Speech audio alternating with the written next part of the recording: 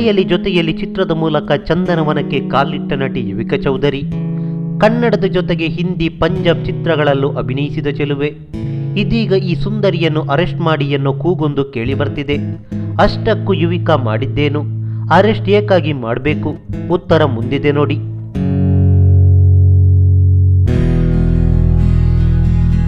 ಸಾಮಾಜಿಕ ಜಾಲತಾಣಗಳಲ್ಲಿ ಸಿಕ್ಕಾಪಟ್ಟೆ ಆಕ್ಟಿವ್ ಆಗಿರುವ ಯುವಿಕಾ ಲಾಗ್ಗಳನ್ನು ಅವಾಗವಾಗ ಮಾಡ್ತಿರ್ತಾರೆ.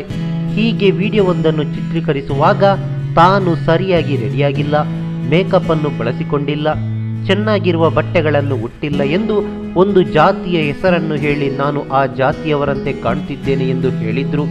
ಇದರಿಂದ ರೊಚ್ಚಿಗೆದ್ದ ಆ ಸಮುದಾಯದ ಜನರು ಯುವಿಕಾ ಅವರ ಈ ಮಾತಿನಿಂದ ನಮಗೆ ಅಪಮಾನವಾಗಿದೆ, ಆಕೆಯನ್ನು ಬಂಧಿಸಿ ಎಂದು ಒತ್ತಾಯಿಸುತ್ತಿದ್ದಾರೆ.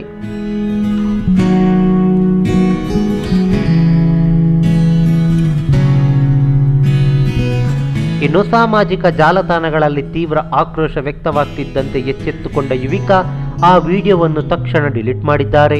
ಜೊತೆಗೆ ತಾನು ಉದ್ದೇಶಪೂರ್ವಕವಾಗಿ ಹೇಳಿಲ್ಲ, ಯಾವುದೇ ಸಮುದಾಯದವರಿಗೆ ಬೇಸರವನ್ನು ತರಿಸಬೇಕು ಎಂದು ವಿಡಿಯೋ ಮಾಡಿಲ್ಲ, ನಾನು ಬಳಸಿದ ಪದದ ಅರ್ಥವು ನನಗೆ ಗೊತ್ತಿರಲಿಲ್ಲ, ನನ್ನ ಮಾತಿನಿಂದ ಯಾರಿಗಾದರೂ ಬೇಸರವಾಗಿದ್ದರೆ ಕ್ಷಮಿಸಿ ಎಂದು ಹೇಳಿದ್ದಾರೆ.